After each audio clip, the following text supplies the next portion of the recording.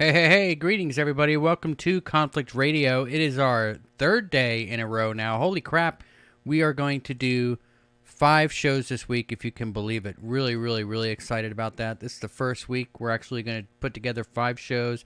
I'm working on booking up the rest of next week so we can get 5 shows next week, and I am tirelessly working on doing some, getting some content done, hoping to go 5 days a week, so we're going to give it a shot. Let's try it. Today on the show, we have Sysco Murdoch from the Journey Through the Gate Paranormal Portal podcast. We're going to talk about ghosts.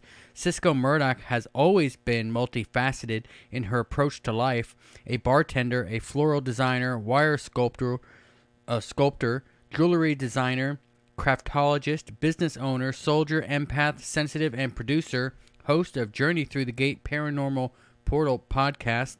None of this taking precedence over being a mom of 2 sons. These paths have led her through and to multiple experiences with the paranormal, supernatural, and the uncanny. She resides near the Jersey Shore with her dear family, several fur babies, and at least 1 ghost. And I encourage you to check out the link in the description box below to her YouTube channel. Get over there and subscribe. Please do that. I promised her you guys would go over and subscribe to her channel for her to come on the show tonight. Last minute. Thank you so much, Cisco. How are you today? I am fantastic. I don't think we need to say anything else. Good night, everybody. What a heck of a bio read, Conflict. You know, I'm getting better at this, right? Man, you did awesome. That was just great. I just don't know how I'm going to live up to all that. It just sounds funny when you read it all like that. It's much easier to live through it, I guess, you know? Yeah. When you're a single mom, you do a lot of jobs all at once, and I can never stand still, so. Well, if we're reading bios off what we lived through, I'd hate to I'd hear somebody read mine out. Right. It sounds fantastic coming through you. Hi to all your listeners. So glad you all are in here. It's kind of last minute, so let me give a shout out to everybody that's here. A show that was literally, I guess, produced in the matter of the last 45 minutes. We've got Mr. Fox in here, Professor Game Bum. How you doing? Blue Chicken. Davy Jones Locker is here. I see Richard Rowe, Hal Eldridge. He says hello, everyone.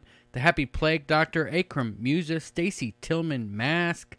Looking through here, seeing if I missed anybody. Smile a While is in here. I seen Daniel EA 14710 is in the house. The Unknown, Alva Yarter. How is everybody doing? Welcome to Conflict Radio. I see Rob Berry. Her audio sounds faint. Well, let me crank it up a bit. Let me look over here and see what we got going on. You know, I brought you on today. You had an interesting story to tell, I guess, last night. Was that on your podcast last night? Yeah. I don't even know how I feel about this one right now, man. I really don't. I mean, we've been trying to play around, just to give you a little background, just make sure I don't go off track too far, but I want to catch people up a bit.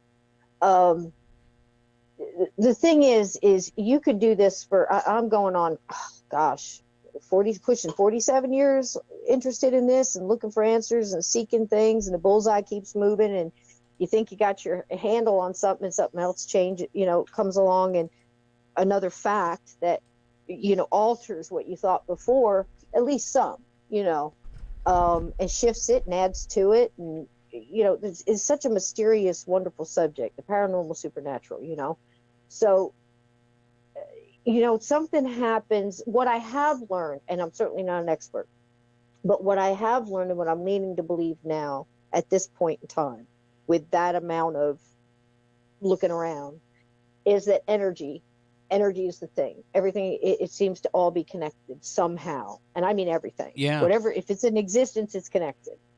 And it seems like sometimes attracts like, if you know what I mean. So what do I mean by that in the form of a ghost or a spirit? I call ghosts who are still earthbound and have not crossed over ghosts, just for your listeners who are, trying to understand what I'm trying to say. But so say, for example, there's a home, and you think, okay, well, nothing's ever happened there. Nobody's ever, all the regular default settings of, nobody's died there, blah, blah, blah, all that. And then somebody moves in new and might have an energy, be it maybe they're very depressed about something, or if they're, say in the doldrums like that, in the lower vibrational stuff, maybe the ghost or something close by is close enough to pick up on that energy and zero in on it. That person may or may not have abilities. We're all born with abilities and intuition and things like that, just some are more accentuated than others. Some are more accentuated. I mean, if you constantly lift weights with your, with your right arm, your right, that arm is going to get bigger. You do both, they both get bigger. I mean, it's just what you work on is like a muscle or whatever. And then some have a little bit more inherited gifts than others, and it might be more on the surface, and then they either shut those down or they sometimes can't shut them down, like say in The Sixth Sense, the young boy in The Sixth Sense didn't know how to shut that down, but he had a lot of abilities. So I am looking at this whole thing that happened last night as an energy connection. And here's the thing, it may or may not be anything. It may be a series of coincidences that happened along the way. Thank you so much, Mr. Fox. You won for subscribing to the channel. I so appreciate you. And I'll tell you, if you do subscribe or not subscribe, whatever, at least go check out last night's show so you get the full grift of what we're about to talk about here. So keeping in mind about the energy connection thing, just that one piece. I tend to have sometimes, I think we all do premonitions, something's going to happen. Sometimes you get a premonition of like something just won't leave you alone, a song or something like that. And then eventually you get in the car and it's playing, and once that happens, it kind of lets you go, but you might have had a memory of something or someone, or, little things like that. Yeah. I wouldn't really call those premonitions. They're just, future flashes, whatever.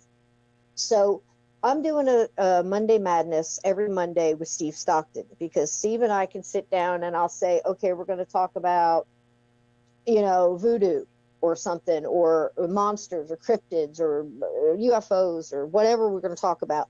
And then I'll say, I have this story, and he has a story. That reminds me of a story. And before you know it, you got an hour and a half. We had a ball, and the chat's having a ball. And that's what we do Monday Madness. And sometimes the chat will throw in ideas, like, what do you think of stairs that go to nowhere in the woods and things like this, okay?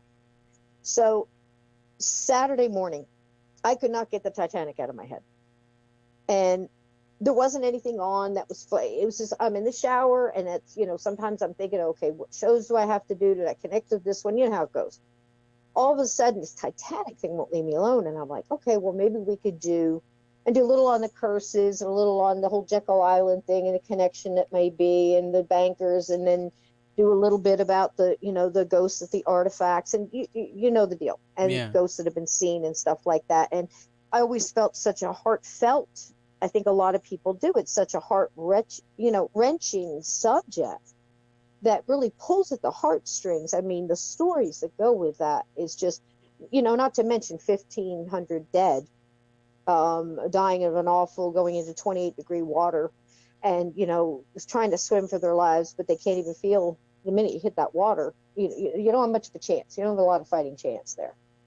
And the whole saga of this thing is just heartbreaking. And so anyway, that would not leave me alone on Saturday morning enough to where when I got out of the shower, the first thing I did is grab my phone and hit Steve up and go, okay, we're doing Titanic Ghost. What do you think? He's like, groovy, let's do it. That was it. And then we did the Monday night show. Now, one of my sons, when he was born, I'm going to say probably somewhere around the age of 3 to 6, he had this, not obsession with Titanic, but seemed to have a vast familiarity with it. You know what I mean? Like, very interested, to the point I had to take him to the library. We got a book. We sat there at the library and looked at it. And he took time to look at the pictures and, touching the page. It was just unusual for that age and for that thing. So I always thought back in my head, he may be reincarnated from the Titanic. I don't know, you know. And then he never really grew out of it. I remember when the movie came out, we went and saw it, and it just hit him really hard, you know. So anyway, it was intense, and it would pop, they would come and go. Anyway, that's one. Keep that in mind. So we do the thing Monday night, and we're talking, and I got to the stories about the coal. Have you ever heard the story about the coal? I don't know if your listeners have ever heard about. No. What do you mean? What do you mean coal?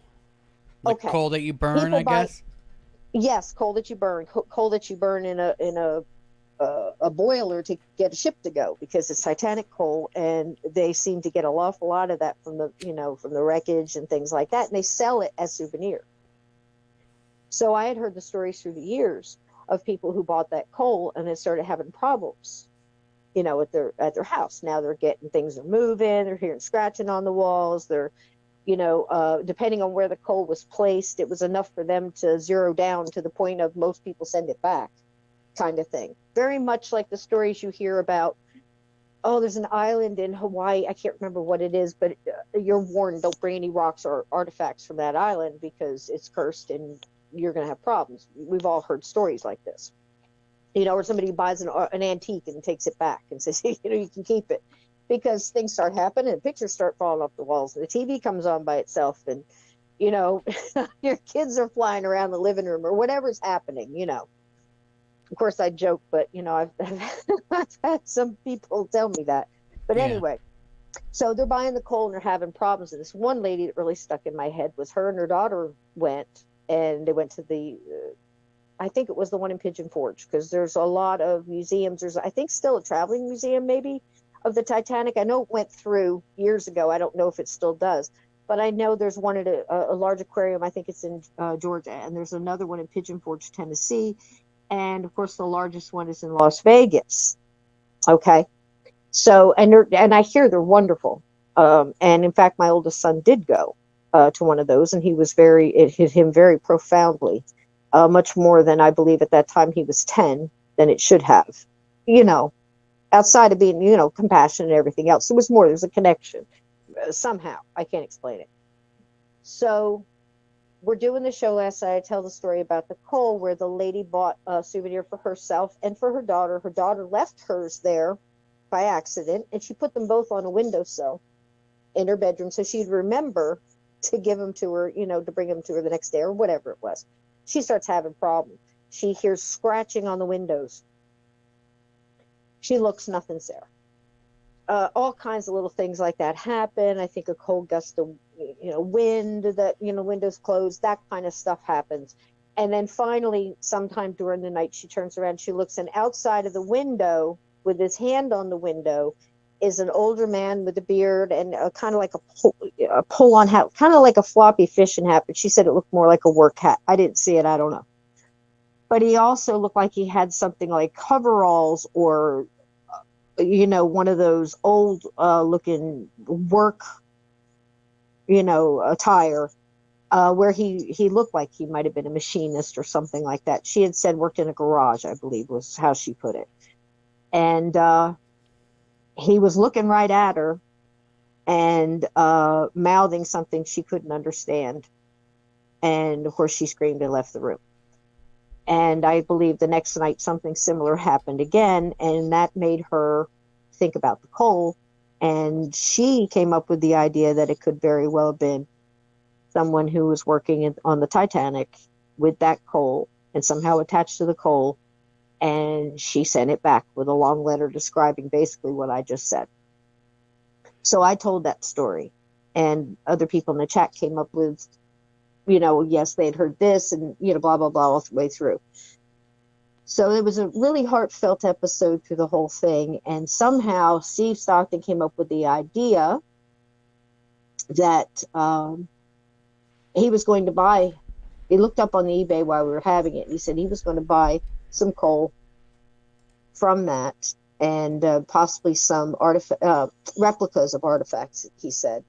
And if anybody in the chat wanted to take on, he would like to do an experiment and see if anything happened with it, and if anybody that was interested could then mail it to the next person and they could record what happened to them. And he was going to do some kind of little experiment like that. Of course, there was 3 people in the chat that said they were on, you know. And I said basically the only way I would be, you know, I'd like to be involved with that is if they would listen, and if anybody needed help to let us know, and we could collectively try to help that person, because combined energy is more powerful. See, we're back to the energy now. Yeah. This is my conclusion of what happened anyway. And what we were talking about last night. And all the chat, of course, very heartfelt for the people that were lost. And we talked about another one of those things that just rip your heart out. They say that boats that pass by sometime. Now, the wreckage is, from what I understand, and I could be wrong, south of Newfoundland. Maybe the chat knows this. I believe that that's where it is. Now, it's supposedly spanned over, let's see, I think it's, each piece is a third of a mile away from the other, right? Yeah. But the wreckage seems to be about 2 miles spread on the bottom of the ocean, from what I understand. Okay. And of course, you know, 1,500 lives were lost, and this was April 14th, 1912. So it's been a long time. And there are stories throughout. The boats that pass there often see multiple orbs kind of dancing above the water of where that wreckage would be. And as they pass, sometimes they have radio interference, and some have heard maydays and SOS and things that can't be linked back to ships in the area, and other stories that of the like about this area. And the orbs just killed me, because I'm thinking, oh gosh, you know me. If you know anything about me or read the book or listened to my show, I'm all about like, oh my God, that's somebody who needs help. That's my immediate thought, you know, because they're literally lost at sea. These are souls lost at sea. You know, So- many of the bodies. Go ahead. So I'm where sorry. would the ghosts go if the boat sinks? Are they stuck on the boat? No clue. Do they, like the ones that No clue. died in the water? Like what happens? What happens to them? Can they go anywhere they want? Are they stuck out in the middle of the ocean? What? Conflict, I think it's as individual as each individual. That is my deduction at this time. Over time, you know, it seems like you can't put that in a box, you see, because some seem to get stuck. You know, you got your residual energy, which people think that's somebody stuck in a loop, and it's not. It's residual energy that you're seeing, like a movie playing, you know, like a movie attached. You know what I mean? A movie is basically, or pictures are just, you know, on a magnetic strip, you know, voices and things like that. Or, you know, they used to make records out of wax and just say, you know, I can't explain it, but somehow it seems to replay on the energy of the earth, whether it's water or quartz crystal or, you know, limestone. You know, we hear all kinds of things like that, but it's not somebody stuck in a loop. However, there are, from what I understand and what I've experienced, ghosts that get stuck in their own cage, if you know what I mean, a box they have built for themselves, either through anxiety or anger or surprise, you know, I mean, throw in all those kinds of ideas, because all of them seem to be true in different cases. So like, why are you here? You know, it's their perception as well. It's what are they seeing? It's not so much, and then you have, what are we seeing? Are they seeing us as the ghosts? Are we intruding on them? Or are they just repeating something over and over? Like I said, almost like they're in a loop, but it's not really a loop. It's more like a cage, a box they've built for themselves with their own emotions and their own vibration and their own perception. So where can they go? I don't know. Now it seems from these stories that some are still there, possibly just hovering above the wreckage. It could be Like in the water. So if another boat, they're above the water. So they seem to be above the water. All right. So if another boat just happens to pass through where they died, I suppose, swimming out there after leaving the Titanic, they're then able to haunt that boat, right, for that brief moment that it's passing through them. I'm saying that it's possible that they, you know, if they're attracted to some energy on that, say somebody on that boat's got an ability, so all of a sudden out of nowhere they see this light. Their energy, what we say is like, you've got a light, you've heard all that, right? Where they say like you're giving off a light. Well, that's kind of what they see. See, if when you have abilities, you draw people that way because they see a light in the darkness. Kind of like when you flick on a light in the backyard, on your back porch or something in a dark backyard, and then all of a sudden all these bugs are attracted to it. Yeah? Yeah. Doesn't take very long, does it? And that's kind of like this. That's what, you've got the boy in the Sixth Sense. He gave off a light that these people could see, and they just drawn to him. And, each person was different. Most of them were caught in their death state. Yeah. What I call, like, they would appear how they died, however gruesome that may be. Okay. Which is frightening. I would imagine that if they were stuck in the water all this time, they'd be pretty salty. Yeah, I mean, if you're using salty as in, as in pissed off, I would say yes, I would be too. But then again, it's a group, so you can't really generalize. I'd say out of 15,000 people, you probably have every type of ghost available. Yeah? Yeah. And you probably even have those who crossed over and are trying to come back to retrieve their loved ones. And the loved ones are so caught. I don't mean to interrupt. Yes, can you do that? Like, if you die, absolutely. so let's just say, for instance, my mother died. Okay, let's just say, for instance, she's stuck up in the house where she died, where I grew up. Okay, and I die.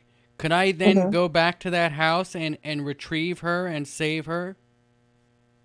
Yes, I've seen soul, that. So to speak. I have personally seen that. Yes. Wow, so I can crazy. speak on that and say, yes, I personally see it. Now, here, let me throw you a wrench. I hate to do this, but I have to tell you the truth.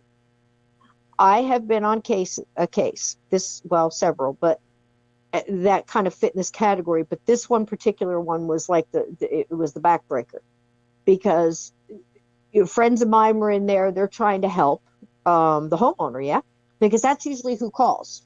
I mean, I can't tell you ghosts never call for help because we know those stories too, right? But they're there. So this is a family, a really sweet family, and they kind of like, well, we've gotten used to having the ghost. That's Harry. Harry was killed, he died out in the field of heart attack or whatever, and blah blah blah. And he comes in, and sometimes we can feel him, and he sits at the table, that kind of. But there was something in there that wasn't Harry that was really messing with the family. And that one, they want it gone. And that was kind of what we were walking into. That's what I thought I was walking into. Well, she had several. She was just thinking it was all one thing. Okay. See, this is how people can jump to conclusions, which I try not to do. But, if you're human, you can't help it. And all of the things that were going on were blamed on Harry. And and at first they thought Harry was just mad about something, and that's why bad things started to happen too, see? But it wasn't. It was multiple, and it was multiple things. So people with much better abilities than I, and much wiser than I'll ever be, went in there to try to sort this mess out. Okay. And I was brought in because I can communicate. That's my kind of gig. I can communicate a little and get them to relax and try to tell me what it is, why they're there for a reason. Let's find out why. Let's hear them through, like you would, a friend who's having a hard time, and because a ghost has been stuck there for that long. I mean, that's about, you're having a bad day, and you'd give a friend a shoulder to talk to for a while and not think anything of it. They're just people in need of help, right? So we go in there to talk to them. This whole time, it took all of us to sort it out and take our time and try to figure what was going on. And one of the ghosts that they were seeing was actually one of the other ghost wife. So you got a man who is causing a lot of ruckus in the kitchen, and you've got a woman that it seems to have a little bit more energy to manifest more, so people in the home can see that glimpses. You know what I mean? Yeah. And it was actually her coming back from the other side, the wife coming back from the other side to try to talk the husband to cross over. And he couldn't see her until these other two mediums and communicating as a group to him got him calmed down enough, and his energy calmed down enough to be receptive to her energy. And once we got him past the anxiety and the anger and listened to him, he let go.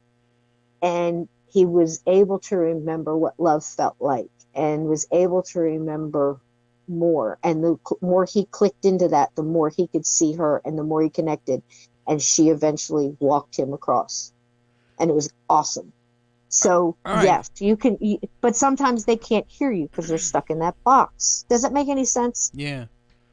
All right. So I see a bunch of people here asking questions. Let's hold off on that for just a little bit longer, guys, and we'll get to all of your questions, I promise. You might have to retype them because it'll be buried in the chat, but we'll get to them. Let me It's give a moving shout so out. fast, Conflict. It really is. Yeah. You should see it some nights. It just flies.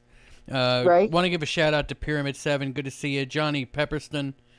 Pepperston. Yeah, I said that right. And I saw Dr. Strangelove in here a little earlier. Let's get back to the Titanic. So you're talking about the Titanic on your show. Right. What happened after that? Okay, so after we had a couple of people in the chat and Steve was connecting with them about this whole experiment he wanted to do, I was saying basically the thing is I'll be in on it, and I'll connect everybody and, help out. But, we want a chance to try to communicate. If anybody wants help, you got to realize what you're getting into here, because it's almost like, you're in and out because you can't disappoint these people again, right? You got families that are still alive, descendants that are still alive. It's a serious thing, and these are human beings. And if you were stuck, you would want somebody to be this way towards you. This was my basic thing. Okay, my chat knows that too, Uh-huh. And so we're talking about it. I told Steve, I said, no, be careful, because as much as we're talking about it, you kind of like, they can connect and they can hear you. We always talk about that. That's Native American to the bone. Some things you don't talk about because you connect in with that energy and they can hear you, they can see you, now they're aware of you, and sometimes you have a problem. Okay. So I just said, basically, let's send them love and light and all this other stuff. So the show's over. This is what, what went on for almost 2 hours. And I go to bed, and the son that I mentioned that I believe there's a good chance he's reincarnated from the Titanic, at least some part of that, sends me a message, and all it says is, look what happened. And it pops up that 3 people were injured at the Pigeon Forge Titanic expedition because the iceberg display fell down.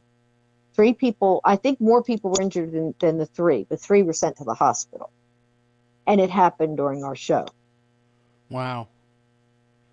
So it just makes you wonder, right? Like if they were hearing you in some sense of a way. Well, it makes you think all kinds of things, because first you think about the people that got hurt, right? And then you're thinking, okay, what time did this happen? And you're trying to think of timelines and time differences and stuff. And you're trying to think, okay, and I went back even further. I went back to, is that why Titanic would leave me alone? Was I getting a premonition that something bad was going to happen? Because I'm telling you, Steve will call me all the time. So does Brian Bowden. I say, I just had a dream. Something's going to happen. There's going to be a construction accident, but I don't know where it is. You see what I mean? It's sometimes having these gifts for people are a burden as well, because why show it to me if I can't stop it? Yeah. And that's happened. And that was one of Steve's hardest things, because he would see some horrific things, bridge collapsings and things like that. But, when we're trying to, this is before everybody was really prevalent with Google Earth and stuff. And you're trying to look, oh, well, there's a chimney here. It was an old, ruin. And you're really trying to look for this, because you're trying to figure out, why am I seeing this? Why am I feeling this way if I can't do anything to stop it? Is it something that's in the air? What is this? I can't begin to tell you, All right. But, so I'm gonna move this. I'm gonna move these pictures over here so that everybody can see what we're actually talking about. So it would be this wall of ice here on. You could see it right here. This wall of ice would have been what collapsed right here on that everybody can see here on the Titanic pictures that I'm showing. I guess that collapsed and injured a bunch of people. You could see. I'll flip over here, and it's iceberg wall collapses, hurts 3 at Titanic attraction. I don't know if there's actual video of the thing collapsing. I guess I'll I take a don't look know. at it, but that's what it was, and this thing here fell at the Titanic Museum right as you're Jeez, doing can a you show imagine? talking about Titanic ghosts. Exactly. How crazy is that? I can't, can't wrap my head around it. I just sent it over to Steve. I read it and I'm like, oh my gosh, my heart still goes out to these people that got hurt, but it also goes out to the people that, okay, so why did this happen? Was it the premonition I had on Saturday morning? Was I trying to get some kind of half-baked premonition that this was going to happen and hurt these people, and I was supposed to, but I didn't get it. I got, static or something, and I just took it as, hey, let's do Titanic Ghosts, with Steve on Monday. It sounds great. I'll do a nice, presentation, that whole thing. Yeah. And I just read it. I read it wrong. Or was the buildup of everybody thinking and talking about it? Because we also talked about the new voyage of the one that they're building that they're going to try to retrace again. I don't know if anybody's heard of that. I don't know much about it myself. They've been talking about that for probably 20 years. Right. But they're supposedly getting really close this time. I mean, I don't know. I did hear that they were getting. It's an exact replica, isn't it? Yeah, I think so. I mean, except for I'm sure much. like the innards are different, like it's a different engine and things like that. But probably, yeah. Oh, absolutely would be. But supposedly to get close enough to people talking about buying tickets and things like that. We were talking about whether or not we'd do it, and Steve got real quiet, and I kind of tried to, I was kind of getting a little bit too, where I was like, I don't have a good feeling about that. I really don't. I never did. Anytime it's ever mentioned, I wouldn't do it. I just think it's tempting fate. I don't know. It just feels creepy to me. I don't know why. All right. And Steve got the same feeling, so I don't know. Let's talk a little bit about, the title of the video, World's Most Haunted Places. Okay. So we are trying to figure out a subject for tonight's show, and we decided, okay, well, let's talk about what the most haunted places are. And when we say places, we don't mean like a specific place or a specific cemetery or something. I mean, obviously, cemeteries would be one of the world's most haunted places, right? Cemeteries? But nobody dies in cemeteries. Why would cemeteries be one of the most haunted places? They when you die, are you tempted to stick around where your dead body is? Well, my take on that is, and again, it's just my opinion. These are all theories. Gosh, aren't most of them, because we can just guess this. You can't replicate it all the time, So you're guessing based on experience. And I would tell you that cemeteries are probably one of the least haunted places. Do you see what I'm saying? And why I would say that is because I think you might get ghosts there, but I think they follow the people, or they're called in when the people go to visit, or activity, around that area. Say you're standing there and you're reading a gravestone and you're connecting into that person's energy, you very well might get a pop-up. Some ghosts aren't stuck in one spot and can go where they're recognized or thought about, like connected into the energy. They're just hanging around their gravestone waiting for somebody to come visit them? No, I think they're wherever they are, and if they can move back and forth through, like the lady who came to help her husband, I call that a visitation from spirit, because they've crossed over, they've got a little bit extra going on, they've lost a lot of their earthly burdens, it seems, that they go through something that takes all that off. Maybe we evolve over, I don't know, but it does seem that they connect into the energy. Yes. So have you ever heard a medium say to you that a loved one has come across and said that time you were singing that song in the car and you were laughing, you were thinking about me, I was right there with you, because they connect into that love energy. And in a smaller way, I think they can connect into energy where they're just being talked about. Say you're having a dinner in honor of someone who's passed, post-mortem. I believe that in a large way that they are there and present for that, because there's so much collective energy thinking about that person if they have the mind to, because again, this is all free will. It doesn't mean they have to, like they're getting sucked in. But again, I've heard cases of that too, where somebody's thinking so much, they're just kind of grounding that person to them. So you're saying that even in death we have free will? Absolutely. So that would eliminate obviously the possibility of being sent to hell, wouldn't it? I mean, nobody would free will go there. That's why I said in some cases. In some cases. Sometimes I think you give up a lot of your choices when you make choices here on Earth. That's the way it seems to be. Of course, like I said, I'm not an expert.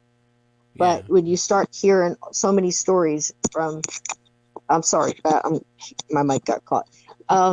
You hear so many stories, they all do seem to fall into moving categories. Let's say living, kind of living, breathing kind of categories, because they do expand into each other, So when you're asking me, do I think that cemeteries are the most haunted places? I think some creepy stuff goes down there. I don't necessarily think that all of it is people attached to their bodies and their gravestone and stuff like that. Some are. Some absolutely are, because they don't know where else to go.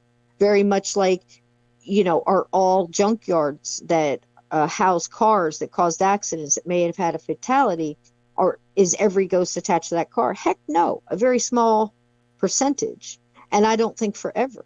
But you might catch glimpses of them on a CCTV that's watching that junkyard, and you'll see something walking around a vehicle and then going back and maybe going in and then disappearing for a minute and then starting to walk around again.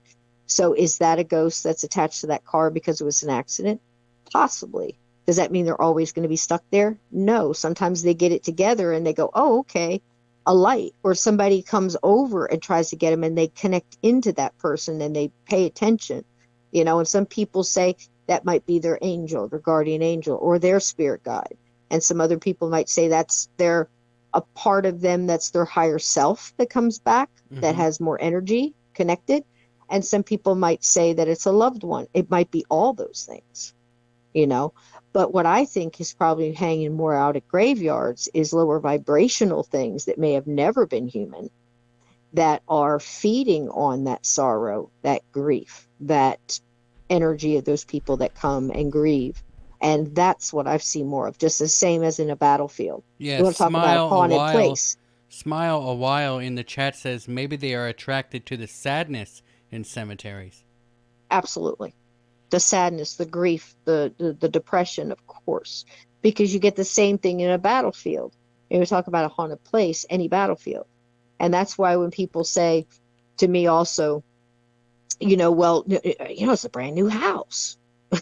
Nobody's ever died here. Nobody's ever lived in it before. Really? Yeah, but it was. Has anybody ever lived on the ground? Yeah. Right. Has anybody ever lived on the ground? Has there ever been an accident close by? Has everybody ever died in a farm accident or an accident from an old homestead that was here? Has there ever been a massacre of a bunch of Native Americans or some battle from 200 years ago? The ground remembers, the trees remember, the rock remembers, Native Americans will tell you the wind, remembers that blows through. They just built a few years ago, they just built a subdivision here near 72 and County Line Road here in Huntsville, Alabama, where I live. And a lot of the residents, I guess there's like 6 or 7 houses that are in this subdivision, are all complaining of Indian ghosts. If you can believe that. I know 2 places right by you that are just seething with it. We used to go down a little road when you head out to Harvest, and I forget what it's called now. But when you go through it, when the kids were small, I'd drive through it. It's about almost a mile stretch. Yeah, and we call it the road with my youngest son, when he was about 5 or 6, called it the road with no heart. And I didn't even know he was picking up on it. I never said anything. I'd drive through faster because it just felt like the air was being sucked out, like if you're going through a void, like you're going through this massive, unseen cloud of denseness. I don't know how else to explain it. You'd almost have to hold your breath, because you just didn't feel like you were going to get any for a minute, Yeah. I mean, that's how this road felt. And I just knew that there was a mass, horrible things went down there. And as for as large as it was, you could just guess it was a battle. Where a lot of, there was a lot of blood in the ground. and I didn't know that the kids were picking up on it. But I do saw you him have take any a deep idea what breath. happened? Was there an Indian battle out that way? I never found out. I'm sure. I mean, there was you go back over the history of our ground. There's been battles everywhere, But now some of it, you would imagine dissipates over time. I can't speak on that. I don't know, because I know of ghosts from 1,000 years ago that will still talk to you, that are intelligent. I've got good mediums that have gone to England and bumped into monks that were still punishing themselves, knew they were there, but that was their penance because they had turned against the best, a good friend, a trusted friend. And he was still there, and he would not listen to the medium about leaving. This was his penance, and he had to go through the monastery and take care of things. And, he hopes that when he goes back that he might be ready to listen, but he's been there 1,000 years. So, what's 2 or 3 years going to make a difference? But there are things like that. So I can't say that it dissipates completely. I say the ground maybe absorbs it, or the area, but I don't know. But there's several places like that. Dead Children's Playground, same thing. And I think there's definitely something wrong with that soil. Do you have something right near you there clicking? Something clicking? No, I don't know. Has it stopped now? Yeah. Okay, good. Sorry. Right. A distortion of reality says, I'm hearing a lighter. I think the guest is lighting up. Well, I was hearing that clicking, but if you do hear a lighter during the show, it's probably me lighting up. I have a pack of cigarettes here, and I like to smoke while I'm doing the show, just so everybody knows. Puff pass. That's a good idea. It is legal here in New Jersey now. Maybe I will. Thanks, Chet. But no, not now, because I'm talking about this, and I don't want to get, I don't. That's something, when you're doing something like this, I don't drink, I don't do anything, because, I might smoke a cigarette or something, drink water. But just in case something comes through, I want to do them justice, because I'm going to tell you something. You might not think that you're responsible for your words, or you're responsible for your words, your thoughts. I mean, that one story I have about that one man who was reading an article about someone who ran a red light drunk, killed a family. I think it was a pregnant mom and her child, and everybody died.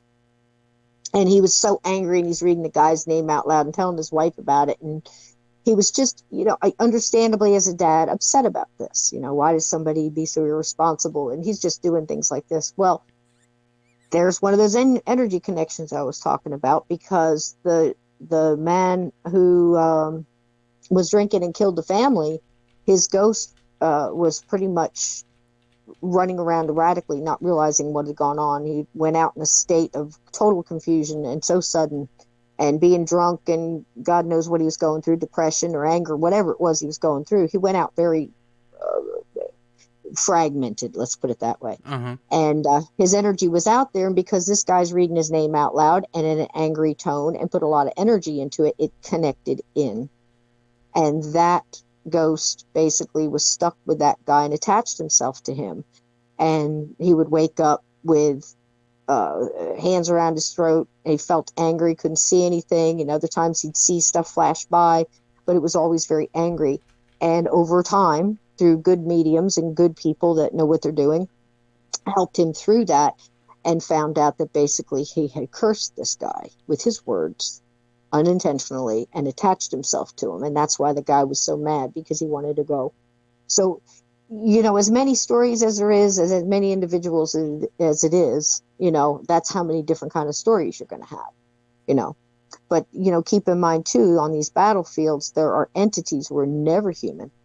I have had people tell me that they actually saw them and saw what they would consider aliens with them. And they feed off of the energy of the battle. They feed off of basically it's almost to them, it's like a blood sacrifice, and that agony and that despair and all of it at once, they're absolutely there.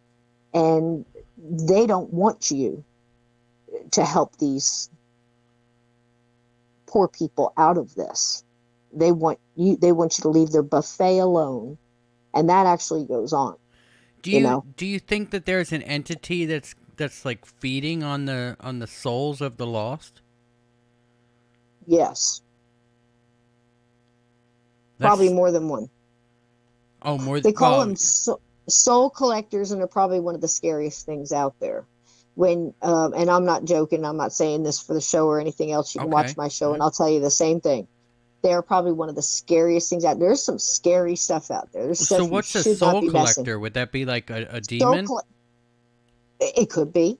Okay. Okay. You know, there are things that are ancient that just aren't, you know, you're not going to mess. There's no way to beat them. You can ward them off. You can protect yourself, and all that really does is knock them from one person to another. You can get out of their area, but you're not going to kill them. You can only back them off. They're here thousands and thousands of years, and you're not going to do anything about it. But So yes, you're they collect saying that souls. they're attaching to people who are alive, and then when you die, they'll kind of take your soul. Basically, yeah. So we've all heard of, Where do they take it? I have no clue. I have no clue. That's You're out of my league now Oh because wow. I mean it's no clue. Um, it's the light. They want that. It's something that they don't have, you see, and they want it, you know.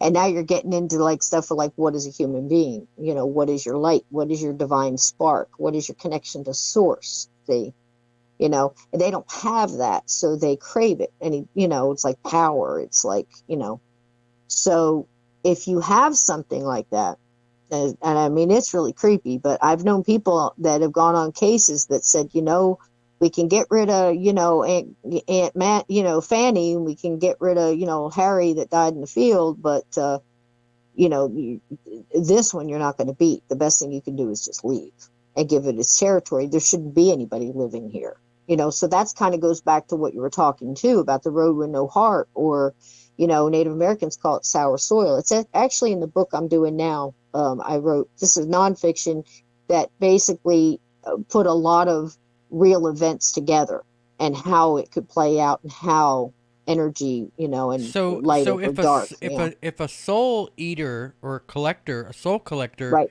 if a soul collector gets your soul, are you gone then forever? I mean, is there any hope for you?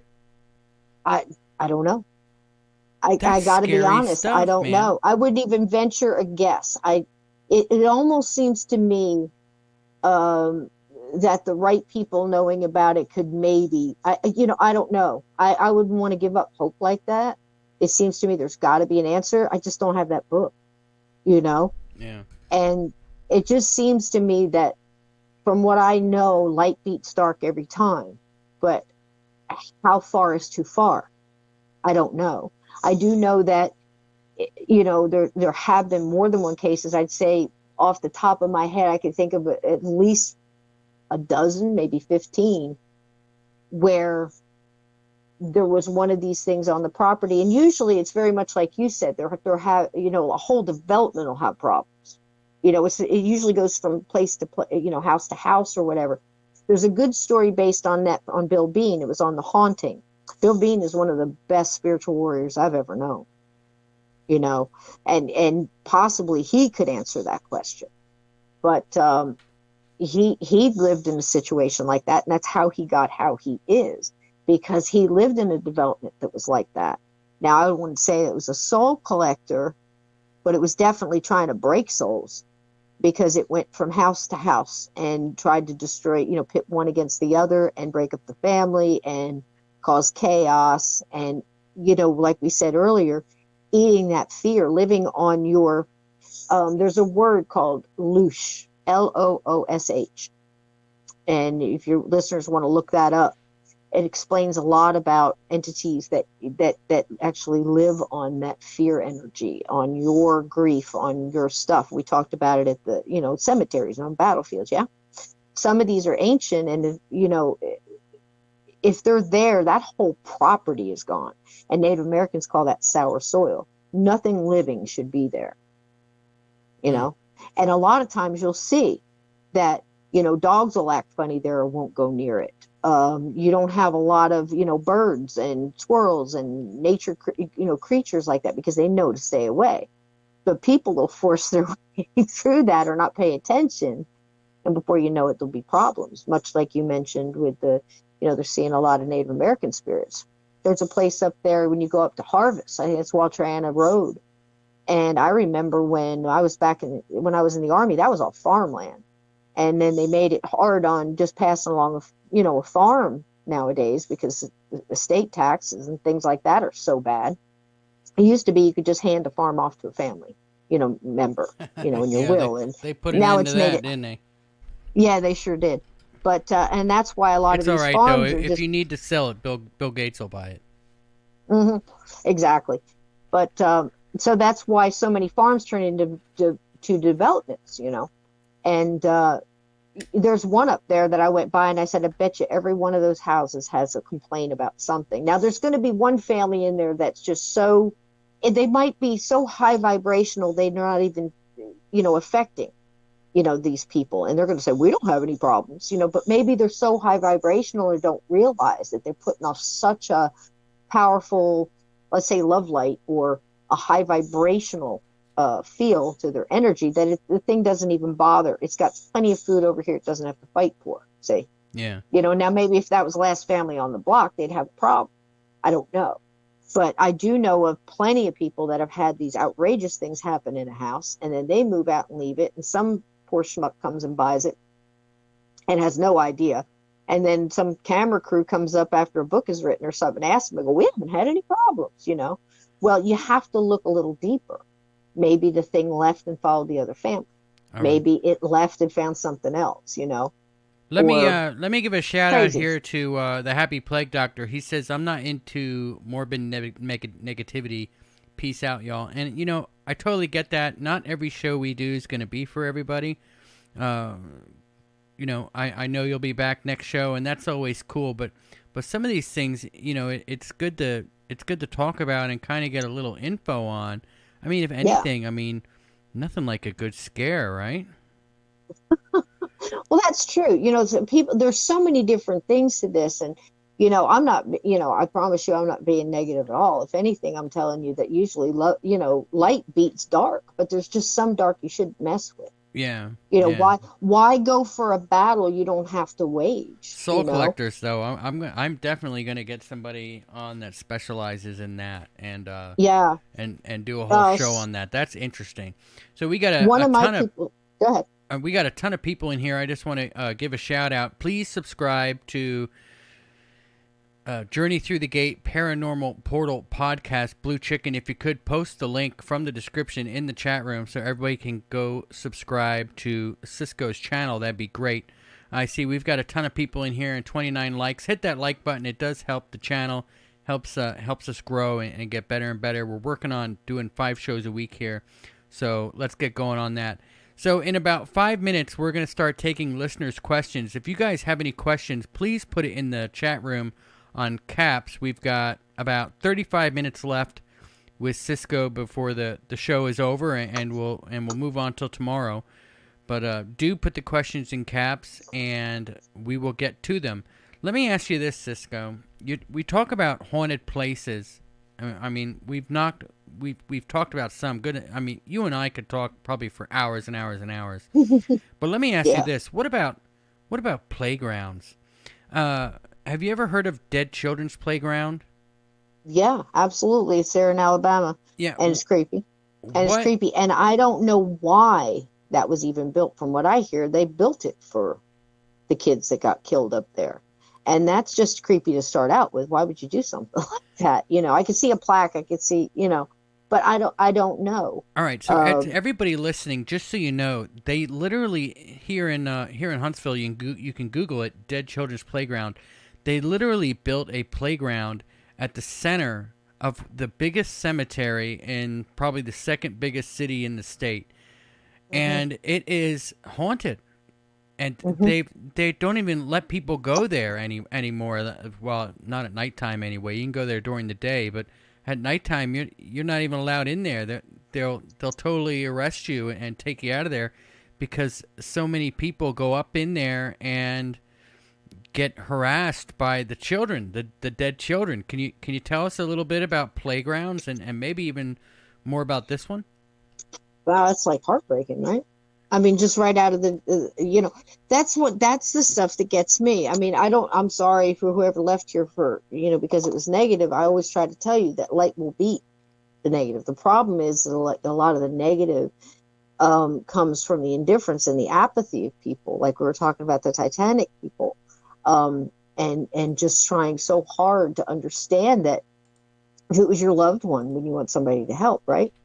And that's how I think about kids. I think that's one of the most heartbreaking things would be, kids.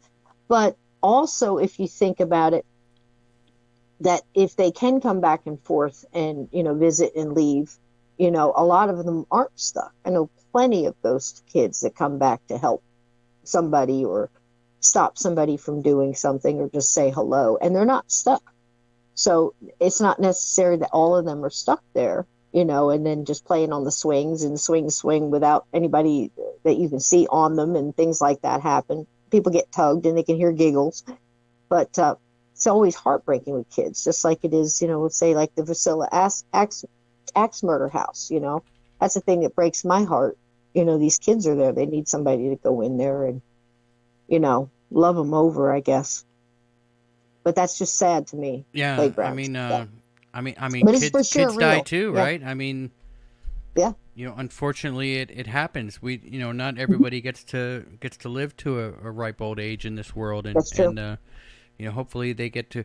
I like to think that kids that die young are really just young souls that haven't lived their life over and over and over again until they haven't.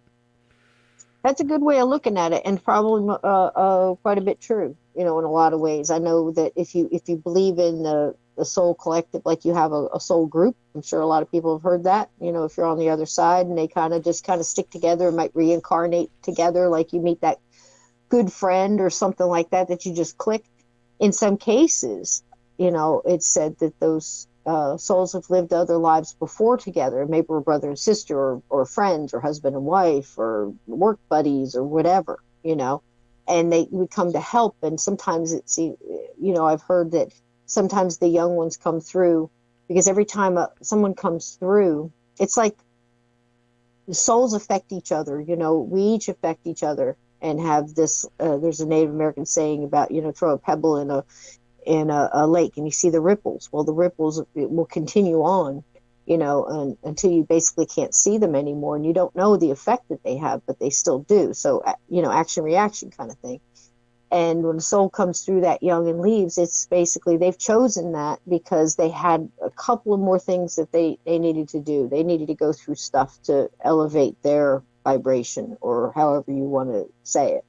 And it affects the other people around them too. And they have growing they have to go through. So they have to go through the pain and sorrow of maybe losing something, a loved one. So it's, that all clicks together if you believe we're here to learn and elevate, our, you can say soul or vibration, or, to reach a higher place.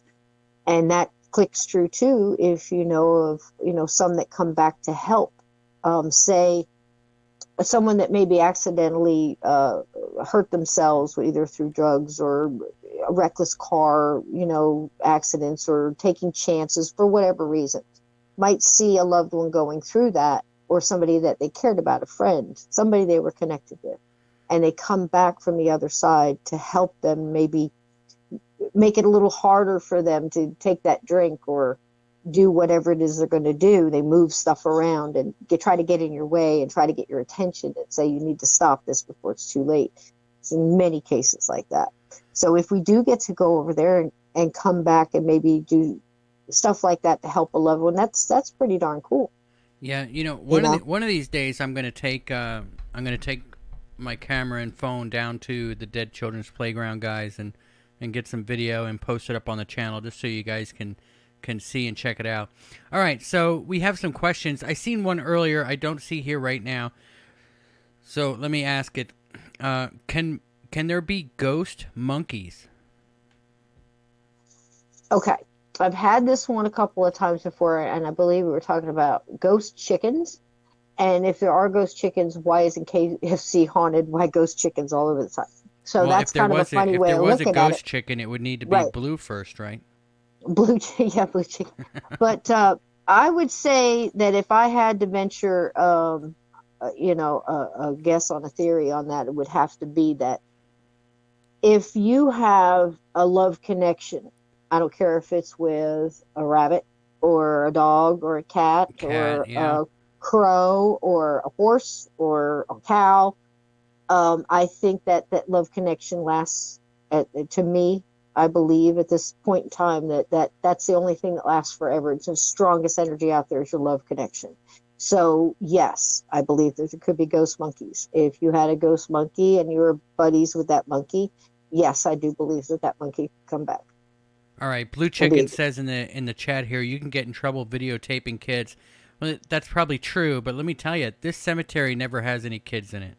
I've never seen any kids in this cemetery. The only people that go to this cemetery are people that like are all dressed in black and worship the moon.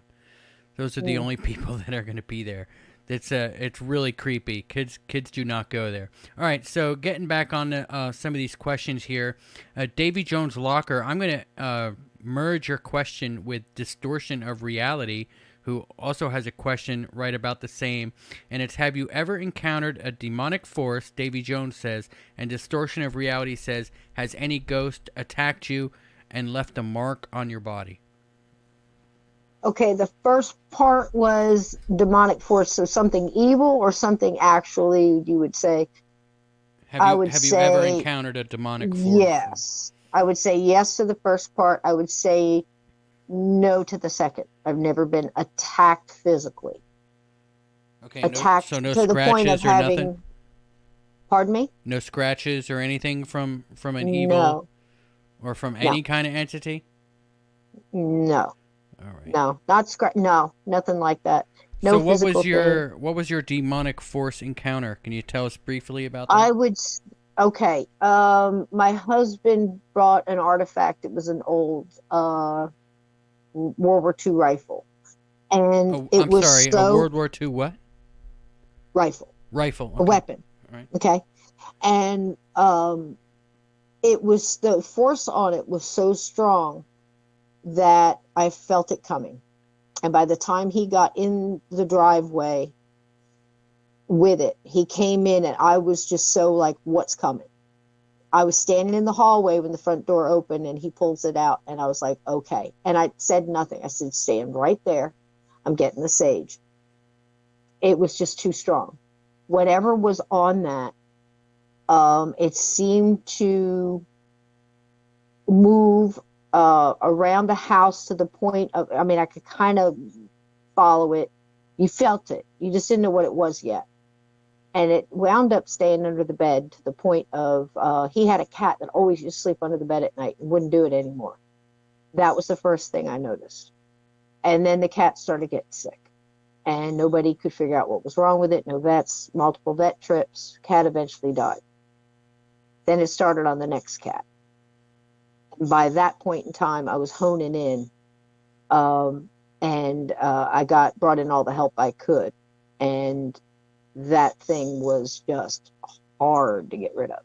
So if I was to say it possibly was, it was definitely something that was never human. I think it was probably attached to that thing because of the thing, maybe the people it killed, I don't know, the energy, I couldn't tell you. Or it was human and got so bad that it just came off this dark. But I would say that was definitely something. And then we got it out of here. Both it and the weapon. So that was one of them. All right. But that was very powerful evil, whatever it was. All right. Well, let's save the next one for the next show we do and have questions. So really? We got a ton of questions here. We'll try to get through. I guess we've got about 25 minutes left, so we should be okay. I just have to keep you moving on because you'll That's go. Cool. You'll go. Well, one story goes into the other. These are hard questions. That's the way it goes. Yeah, Johnny Pepperston wants to know, has anyone seen a ghost that looks just like them being the witness? Okay, like a mimic? Yeah, or a doppelganger? Like if I had seen a ghost of myself. Okay. Or has anybody seen a ghost of themselves? Yes, I've heard stories like that, yes. So I would say that's either a trickster, what we call a mimic, okay, that can mimic you. And I've also heard some conversations that it just might be you in a parallel universe. I don't know. But yes, I've heard multiple stories like that. All right. I have Smile. not seen one myself. Yeah, I haven't seen a ghost of me either. I've seen I have seen shadow people. I wouldn't consider them the same as a ghost, right? Because I've seen a shadow person twice. I think there's multiple kinds of shadow people. You know, if you want the short version, I would say there's more than one. That's one you can't really put in a file, you know, because there are ghosts that come off looking like shadow people. There's entities that can come off looking like a shadow person, and then there's definitely, from what I've derived, extra dimensional beings that come over here as shadow people, and they're not too good. All right. Smile a while wants to know, have you ever had problems solved or surprising experiences with ghostly things? You repeat that one for me, please. Have you ever had problems solved or surprising experiences with ghostly things? Absolutely, all the time. That's the short version. It's amazing to me. Could you give us a problem that a ghost helped you solve? Well, the Titanic thing, again, I asked your chat, do you think this was a premonition that, you know, had some short circuit in it? And I just thought it was a good idea for a show. And I was supposed to, you know, I don't know what, you know, it was just in the air, like something disaster that was going to happen. Yeah. Thankfully, you know, one's too many, but, you know, or were they trying to, you know, they knew people were talking about them, like, yes, we want help, and trying to get attention. Or something that we haven't thought of, because, you know, it's just mind-boggling. It's too many things all at once, you know. All right. It's crazy. I don't know how to explain it. All right. So what kind of problem have you ever had that? I mean, that definitely is a surprising experience with a ghostly thing. I'm trying to even say that, it's like a tongue twister. What kind of problem have you had solved with the help of a ghost? Oh gosh. I mean, you know, they can absolutely be wonderful. But again, you know, like mentioning, I think some of the biggest ones are when they do come over, like somebody, like I said, you know, somebody personally, I knew that the family thought they committed suicide. They did not. It was an accident, and they were misunderstood, and they definitely wanted that known. But they did feel like they brought it on themselves, you see. So they were working off this lower vibrational human garbage that they had on them. You know, they were trying to let it go.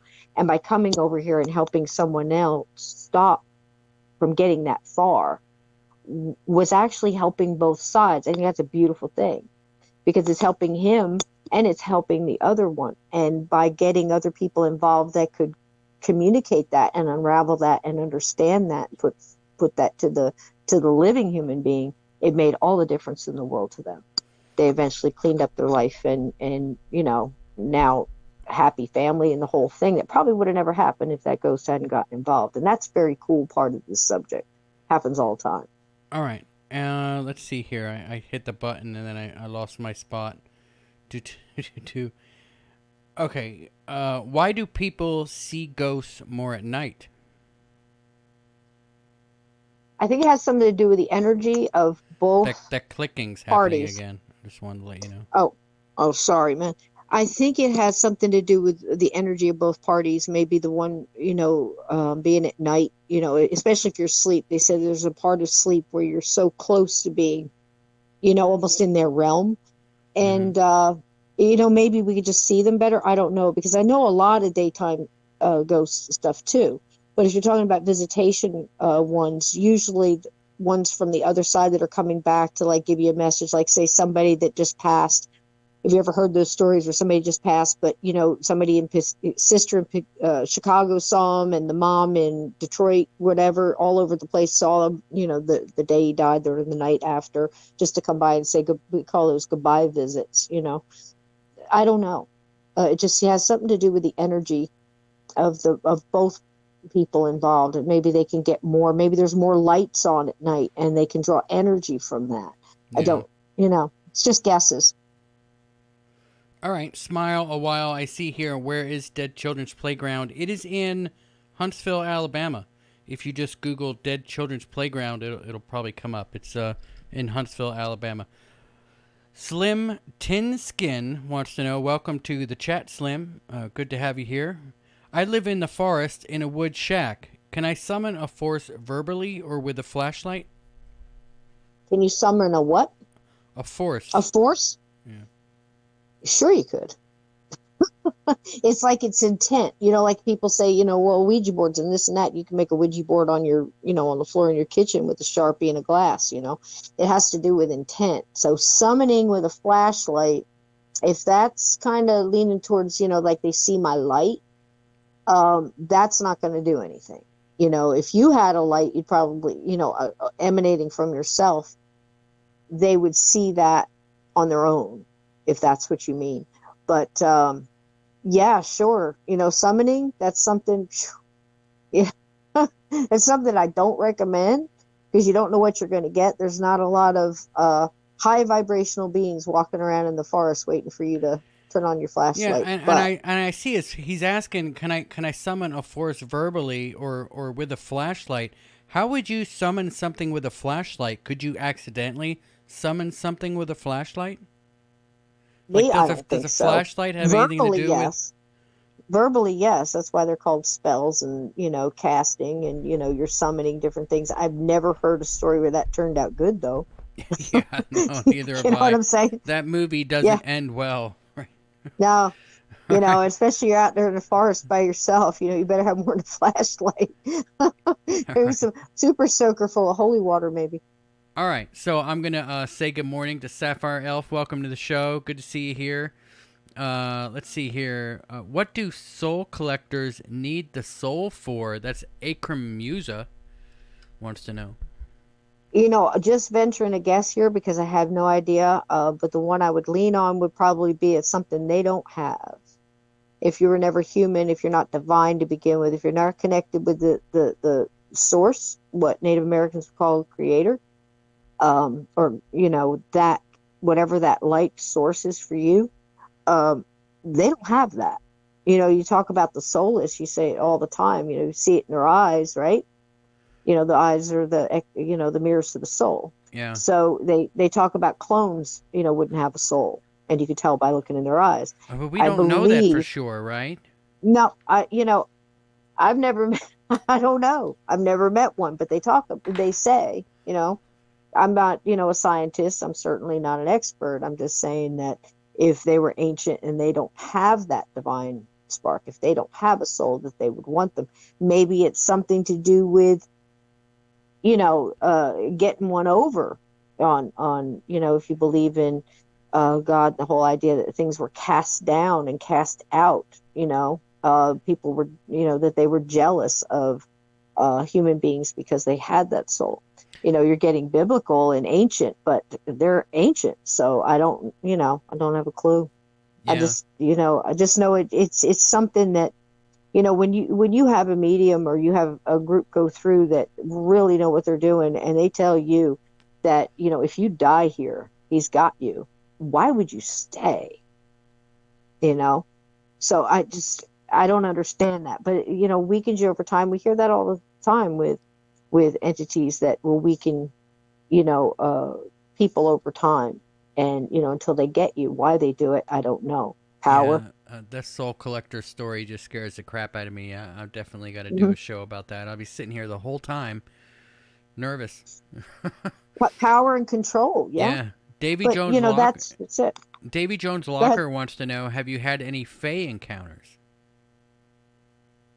One that could have possibly been, but I really don't know. That's more, Steve Stockton, that's kind of his wheelhouse, and I can kind of ask him. I know he's had some, what he would call a water sprite and a couple of other things, but not face to face that I could say that's definitely that, but it's not that I don't believe in it. All right. Distortion of Reality says, does she think the remake of Ghostbusters was a sign that we are going to die? It was so bad. Absolutely. there you go. Absolutely. All right. The Fae are very interesting, aren't they? I'm a believer in the Fae. I really are. I think that they're out there. I really do. I do as well. And there's so many stories. You know, you got the Cherokee Little People, you've got leprechauns, you've got, you know, thousands of different stories around the globe of these things. And you even, you know, there's in certain countries they'll even build roads around rocks because they don't want to make the Fae mad. You know, they believe they live in the rocks and stuff. So absolutely. I mean, I don't really discount too much because what do I know? And the things I do know that I believe I've seen, that I believe I've encountered and had experiences with, and, you know, some of them over and over in different forms, I can't discount anything. You know, who am I to say Bigfoot doesn't exist or aliens aren't possible or dimensions aren't? Because I think we've just scratched the surface in this, and the bullseye keeps moving, you know? I mean, again, I've got 47 years of experience. I have more questions now than when I started. But it's been a hell of a journey. Yeah. Jack D. Whiskey says, "What's up, everyone? Just on my lunch break. Enjoy your lunch, Jack." Let's see. David Karam says, "We love you, Conflict. Thanks so much, guys. You know, it's your energy. I seriously feed on it, like, and it keeps me going. It keeps this show going. You know, you guys and your nice words always." Great chat. Yeah, Vash Wolfwood wants to know, does Cisco have any idea why UFOs, ghosts, Bigfoot, etc. are all related in some way? I just think it's energy, man. I really do. I mean, that's really the only answer I have for you. I mean, if we are energy, then why wouldn't they be too? In some way, all energy seems to be connected. And, you know, some draws more than others. Like I said, maybe like to like, or, you know, maybe something really negative to something really light. Because maybe that's more of a conquest for them. I don't know, you know, but it seems to be, you know, of course they, you know, they really do hit the weakest first in some way or another, you know, somebody with what I call cracks in your windshield, you know. I've seen it happen in bars with jumpers. You know, they just keep going down the line till they get somebody that's easy to jump into because they're either depressed or drunk or, you know, anything that would, you know, put weakness in your protect shield, you know, and spin. You're breaking up a little there, so I'm going to try to break in Sorry. here. What does Davy Jones Locker wants to know? What does Sasquatch got to do with all of this? And I guess that's kind of on the same level as the last question. Are you there, or did we lose you? No, I'm here. Can you hear me? Yeah, awesome. Good. I just thought I'd chat a minute. It just seemed like you were buffering for a second, but I guess that could have been. That could happens have been sometimes. Lots of electronic problems when we start talking about this, I can guarantee you. Yeah. David Karam says the reason ghosts are seen more at night is because it's actually dark enough to see their subtle radiance. Yep, that's part of it. That's part of it. Barry says, "Hey, I keep missing the beginning of the show." Yeah, that stinks. And just go back to that other question because that's a good which one thought there, the last one about the radiance. You know, keep in mind, I've seen ghosts and talked to them, and they look like a human being. And you walk away, you turn around, they're gone. So it depends on, like I said in the beginning, the individual depends on how much they've learned to do, how much energy they have, how much, you know, what they want to do, what they want you to see. Yeah. So it says, like I said, it's as individual as that person. Think of the movie Ghost and how hard it was for that character playing the ghost to learn how to push that penny up the wall. He had to try over and over and over again. And then the other one had been, you know, on the subway, he was trying to learn from. It was so easy for him because he had done it so much and he had worked on that. So very much like we are here with abilities, the more you work on it, the stronger it gets. So I believe that it would be the same. Why wouldn't it be the same for a ghost? It's just energy in a different form. Yeah, Johnny Pepperston says, "I can't believe he asked that question." Hey, put it in caps. I'll ask it. You never know. That's just the way it is. He also says, "What's the oldest ghost anyone has seen?" I don't know about anyone, but personally, I have good friends. Like I mentioned, Rob Gutrow, who's fantastic medium, absolutely, and works for NASA. He's a weather engineer, whatever they call him over there. But anyway, he went to England, and he's the one that bumped into literally the ghost of the monk who was well over 1,000 years old. You know, had been dead 1,000 years. So, and he knew him by name. I won't say who it was. I don't have his permission, but he knew him from history, knows his history very well. And then I have another man, I believe. Oh gosh, what's his name? Dan Ballard, maybe? No, Baldwin. And fantastic guy. He lives up in the Superstition Mountains, and he's fantastic. And they do an awful lot of investigations out there in the caves. And they actually got EVPs, an awful lot of them, and couldn't understand the language. Took it to the university, very much like in the movie, like National Treasure or whatever. Tried to decipher what it was said, and they put the language all the way back to a extinct language that went back, 1,000 years. It was unbelievable how old it was. You'd have to get him on. There's languages out there they haven't figured out how to even decode exactly. yet. And this was absolutely amazing. And he said it was the people that used to live there in that area from way back. And now whether it was the echo in time, I believe he said that one was actually intelligent answering the questions. When they finally got it together, they were able to decipher that they had been direct responses. So they believe it was intelligent. But, are they stuck, or are they just visiting back? Because again, people were there paying attention and they wanted to see what was going on. Ghosts are often like that. They want to just come back and check out what's going on, Yeah. They don't have a problem. They don't want to be helped. They're good, They could probably help you, because they have a little bit more knowledge of what, what's really happening. But, it's crazy to think, and some are just lost and need a little help. So, it's like the ones on the Titanic. That breaks my heart. If they're just orbs hanging over that, they don't know what to do. And they're just energy that's trying to, connect to a piece of coal, or connect to an artifact, or connect to, something that's a replica of something that they were on, because people are talking about them and they're drawn to that. And then they wind up just wandering there. I don't know, but it sure seems to be going on. Yeah, you guys are really putting out some great questions now. Mr. Fox says, never seen a ghost, but experienced some poltergeist shit.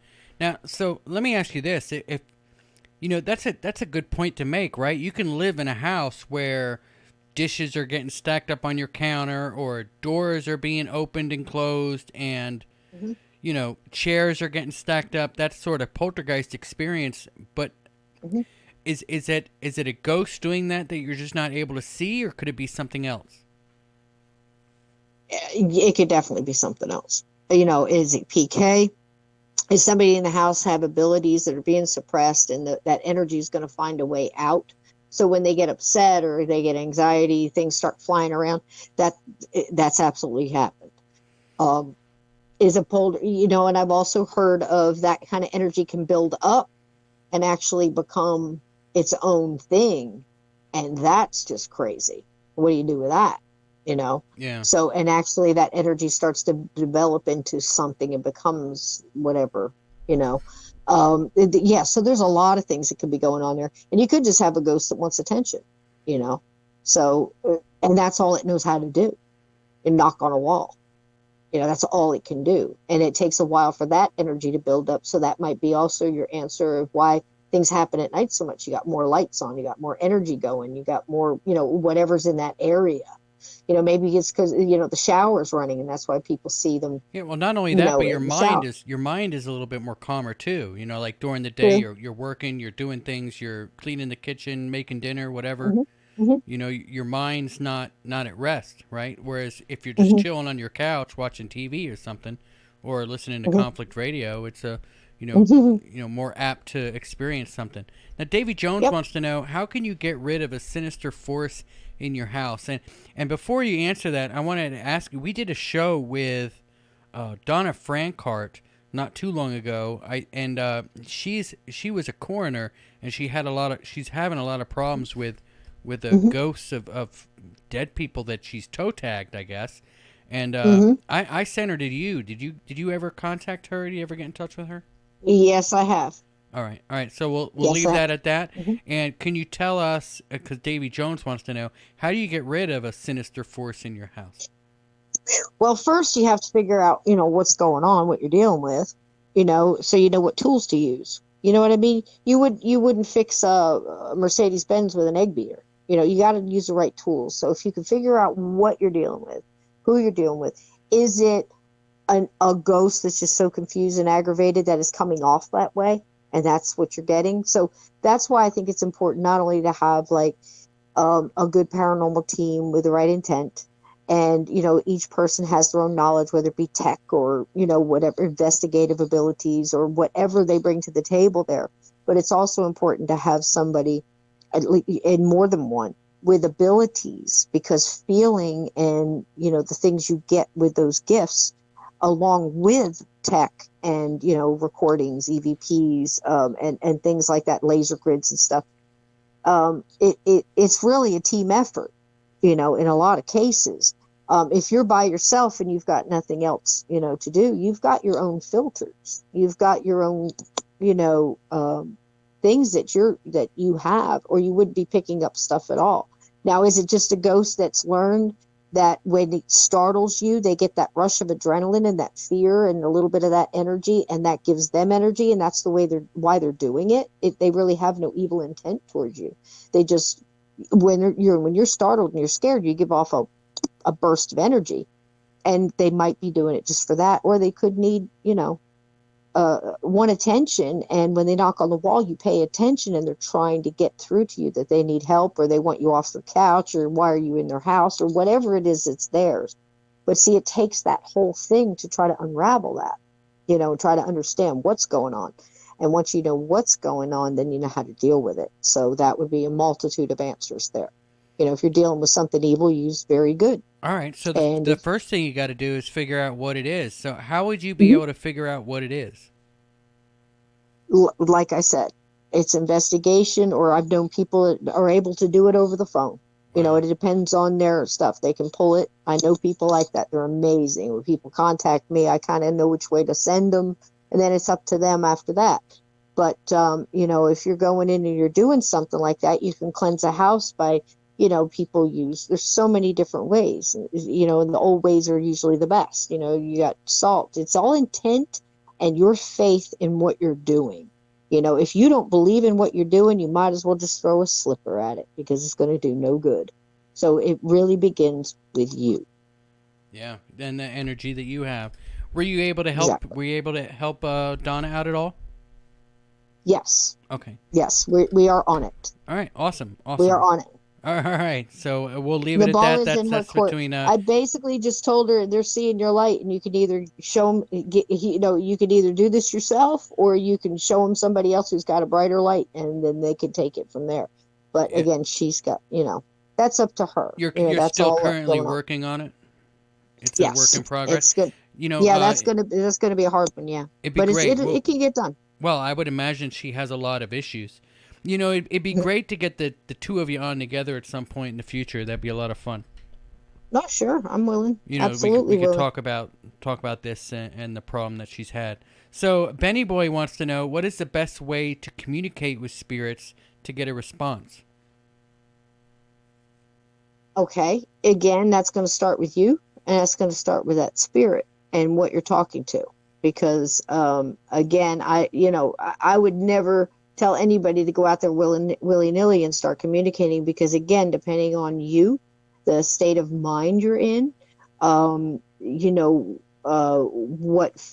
physical and mental ability, where you're at, I would never recommend somebody who was going through a lot of stuff, or maybe feeling down or depressed, to go out there and just start, throwing your doors wide open and letting anything walk in. You'll attract the mood that you're in, right? Yeah, the mood, the energy. Everybody's mood goes up and down, but it's basic, your energy and stuff like that. Like you said before, like somebody might move in a house and have such a high vibration. This is a really happy family. They're always keeping it up there, and, lots of love going on and things like that. And the thing won't even bother.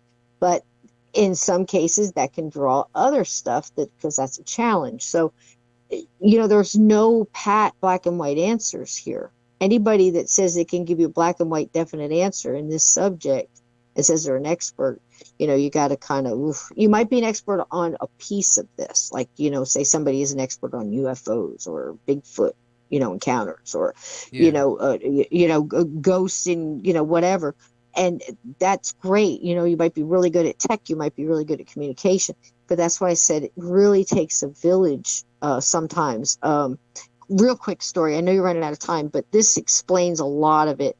Real good friend of mine, very good medium. She doesn't do it for a living. She doesn't do whatever. She just wants to help when she can. So her and her husband, there's a cornfield that kept bothering her. So she finally gets him, and they go out in the cornfield, and all she's using is dowsing rods and the gifts that she's given. Okay. She goes out, and he's got a recorder and a video, and she's having people answer her, and she's feeling these different ghosts come up to her, whatever. After a little investigation and a couple of trips back, she finds out that there was a plane crash here in 25 years earlier, and multiple people died. Now, in this one plane crash, she was able to figure out through time and patience and conversation that some of them saw each other, some of them did not. Some of them were standing in groups of ghosts around them that died with them and had no idea they were there. And some just went instantly into the light and went on. And at the same time, they had some of those people coming back to help the ones that were stuck. That's a great story there because it has everything involved. So when people say, oh my gosh, does somebody in an accident? No. It doesn't mean that everybody that dies in an accident gets stuck. It doesn't mean that everybody that goes out in a bad way. That is not true. There's no blanket answer. What the answer is up to the individual, and it's as individual as the individual, but within certain boundaries of energy and time and quantum physics. You know what I'm saying? All right. I don't have the book, Yeah. but that tells you right there, there's multiple things from one activity that so many, and I think that's what's happened with, big disasters like the Titanic, Right. Speaking of time, do you have a little bit more to spare to help For us sure. get through I'll some more of these questions? Yep, this is a great chat. I'll stay here and, but like I said, I certainly don't have all the answers, so maybe we can find them together. Yeah, well, I'm definitely not letting you go until after I ask you this one because I love this question. Ian myself wants to know, has the guest heard or experienced death echoes? Never heard of it. If I experienced it, I either know it by another name or I don't know anything about it. All right, cool. So maybe... Do they know what it is? Can they... it sounds more like a really good cookie or something to me. I mean, that's death echoes. I don't know if I want one, but it sounds like it's tempting. It's a good question. I'd never heard of it before. That's why I was asking here. Me either. The materials we build with absorb sound energy and over time release it. I guess that's what Ian myself says. So I don't know.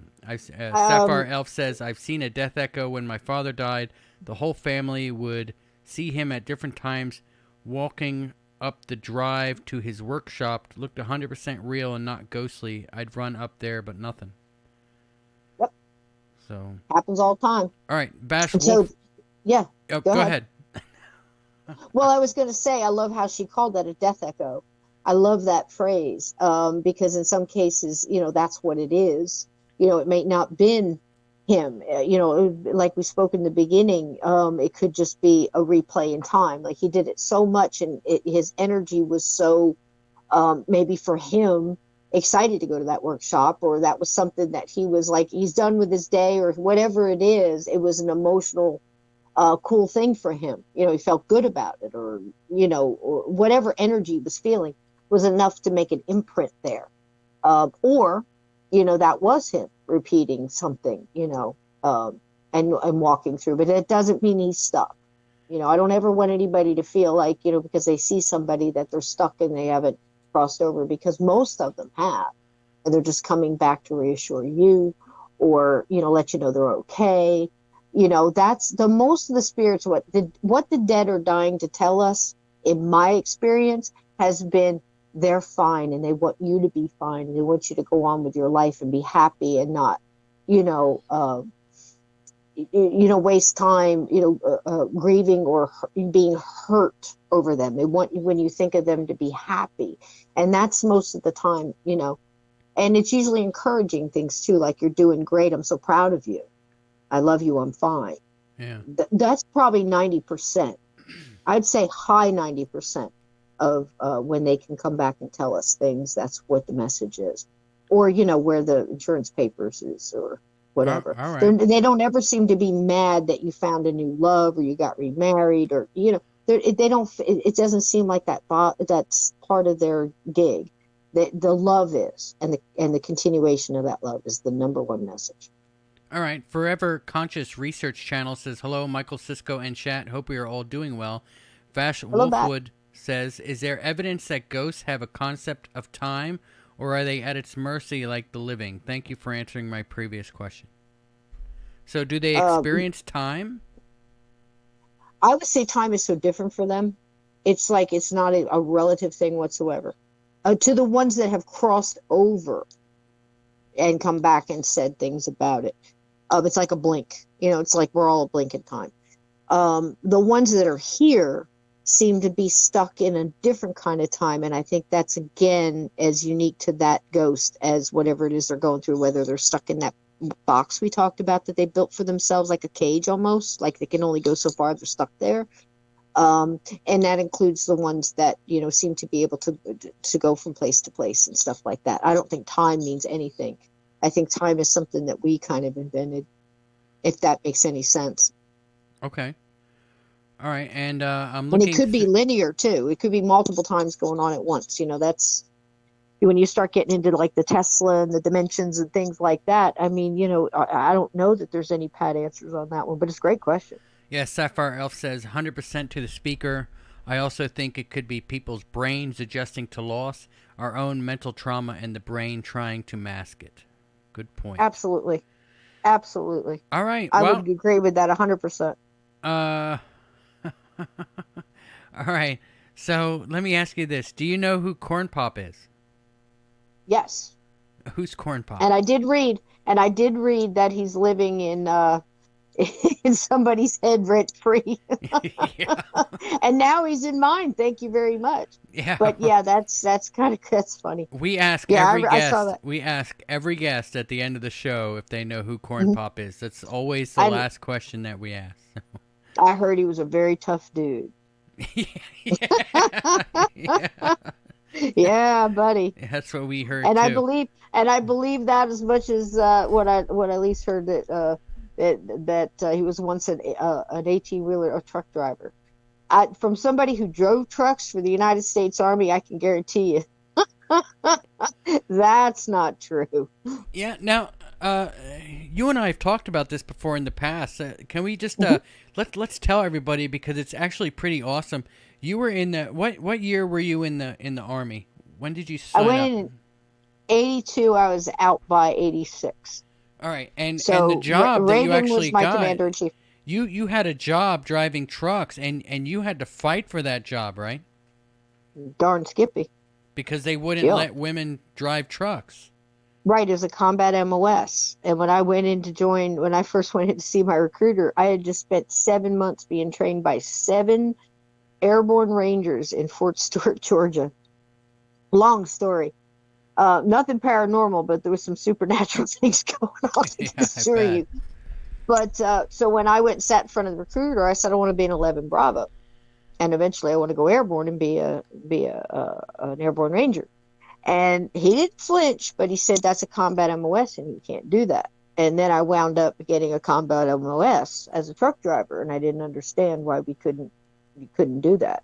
And I was in one of the first all-female basic trainings that Fort Dix ever had, with the very first. And they didn't know what to do with us, so it was something else. Yeah. Oh, it was like it was very G.I. Jane-ish. I assure you, it was not Private Benjamin. It was very G.I. Jane, because you had to do things 10 times better. And if you did, they kept giving you stuff to see if you could do it. And then if you did it, they didn't know what to do after that. And I think they were finding that a lot.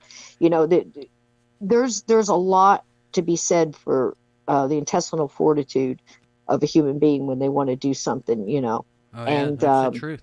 The ones I went through wanted to do it. I don't think maybe 4 people out of the whole company fell out of that basic training. Everybody got through. And when we got through, they didn't know what to do with us. Like I said, I was a truck driver.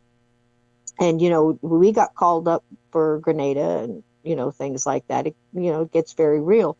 But, you're doing your job. You're Yeah. doing your Ian job, and myself says that's all I did. truck driver was a logistics MOS. When I was in there, yeah, I worked for Missiles and Command, honey, and that was all combat. Yeah. That's what it was. Because the thing is see, if you're driving a truck, and you have to get supplies to people that are fighting in the front line, you're driving that truck, that turns out to be a combat MOS. Yeah, well, we've seen a lot of that in the movies. We know what happens Yep. to those trucks. Yep. Well, hey, I had to sign multiple waivers for that one, so that's what. Now, this time now it may be something different. It's got a completely different call letters and everything.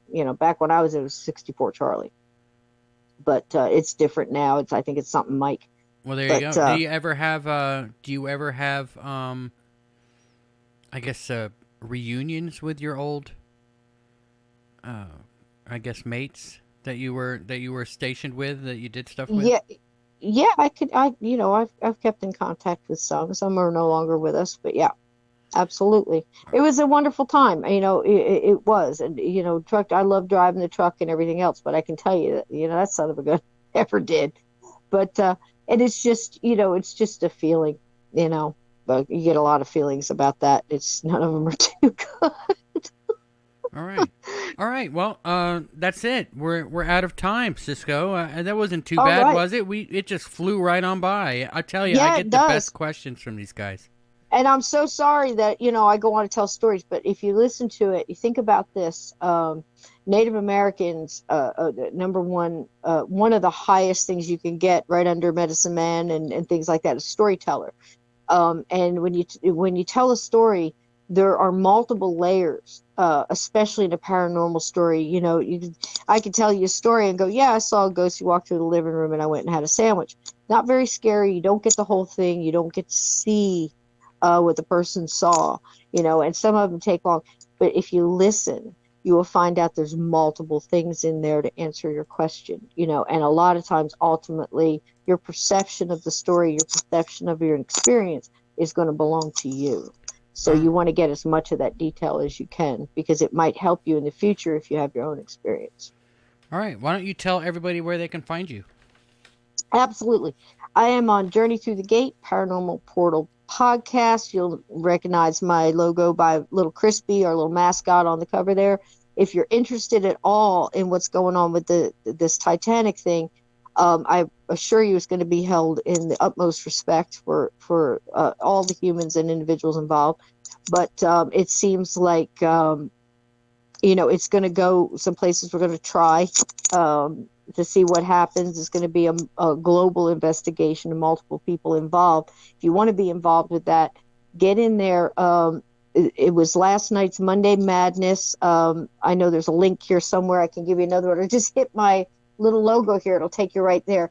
And look into the live chat and read through it as you're going, because a lot of conversation was going on there, and the people that volunteered to be part of the experiment with the coal and the replicas and artifacts and stuff. And maybe you would like to be one.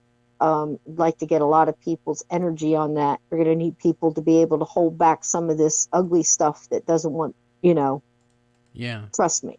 You need a lot of energy on something like this. And, people are getting together and putting their consciousness into changing the weather or backing off hurricanes and things like that. So why can't we collectively get together and, help some of these people, It's been so long. I mean, you're talking April 14th, 1912, and if a little love consciousness can get together, human beings trying to help another, even a stranger, I've seen it happen. So maybe if you want to get in on that, come on into there, coming into Facebook. It's the same name as the podcast, but it's called Gatekeepers. And you can come in there and send me a message if you want, or you can get me an email. It's journeythroughthegate@gmail.com. And, if you want to be on Steve's side of it, or you want to be over here on, my side, it's really all one group together working to try to help even one. All right, awesome. 1 out of 1,500. All right, and the links are in the description below to the Facebook and the YouTube channel. I just posted her YouTube channel link in the chat. Please get over there and subscribe. She's not far away from being able to, make to a get up to make 1,000. Yeah, to be able to make a buck off of the show. She needs I think 150 more subs. So let's get over there, guys. Let's sub her channel and help her out so she can, make a buck when she talks, because she's great at talking and we love having you on. Thanks so much for joining us. Too much, because they say I just talk them over. It's like, if it's going to shut that bitch up, I'll go. Right. Hey, it works for me, baby. All right. Thanks everybody in the chat for being so cool. Come over there, and I really do appreciate the subs and the share. But you know what I appreciate more is people out there trying to understand a little bit more, because if you're paying attention, maybe it'll keep you from being a ghost one day. Yeah, and it really is a great channel, guys. Go check it out, especially if you like ghost stories and ghost things. It's pretty awesome. So hang on for a minute, Cisco. Let me wrap things up here, and then I'll chat with you a little bit before I let you go. I just want to let everybody know that I did get a notice today from Teespring, the people that do the shirts and mugs and hoodies and everything, that apparently everything for their cost is going up. So they're going to be raising the prices. It's not me that's raising the prices on the t-shirts and the mugs. It's Teespring. They're doing it themselves. There's nothing I could do about it. It's supposed to take effect August 31st. So get in there and get your conflict swag now, because it's going to be more expensive in about, I guess, 3-4 weeks from now. It's going to be a lot more money. So get over there and get that done. Remember, you can always find us online. Just go to www.conflictradio.net. We're going to be back tomorrow with Chrissy Newton, and on Thursday with Walter Bosley. So we are going to try to go 5 days a week, as long as the support is there and you guys are showing up. I'm going to try to do it, and let's see if we can get it done. And I guess until tomorrow, until next time, batten down the hatches and be safe.